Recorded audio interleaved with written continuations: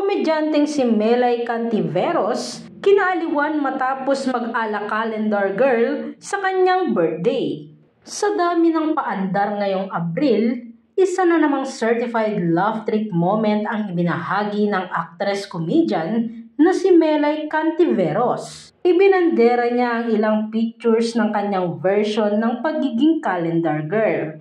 Ang nakakatuwang Instagram post ay isinabay pa niya mismo sa pagdiriwang ng kanyang kaarawan ngayong araw, Abril 6. Ayon kay Melay, ang naging inspirasyon niya ay yung sexy birthday post ni Catherine Bernardo at Ivana Alawi.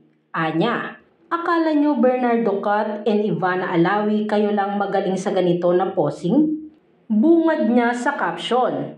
Pero Melay being Melay, tinawanan na lang niya yung pasabog niya dahil na-realize niya raw na hindi pa rin niya matatalo ang dalawang sikat na aktres. Proud niya ring tinawag na birthday bash ang kanyang post dahil literal daw siyang mababash sa kinalabasan ng mga photos. Tama ang akala nyo, kayo lang talaga kasi pangit ng kalabasan ko dito. Hahaha, wika niya.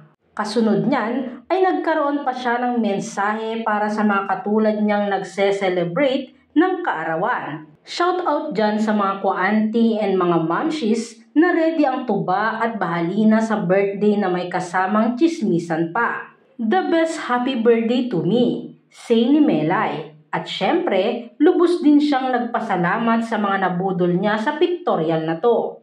Pagbigyan nyo na ako, birthday ko naman. Sambit niya sa post. Anya pa, promise, di na to mauulit. Narito naman ang mga nakakatawang video clip kung saan kuha ang kanyang mga litrato.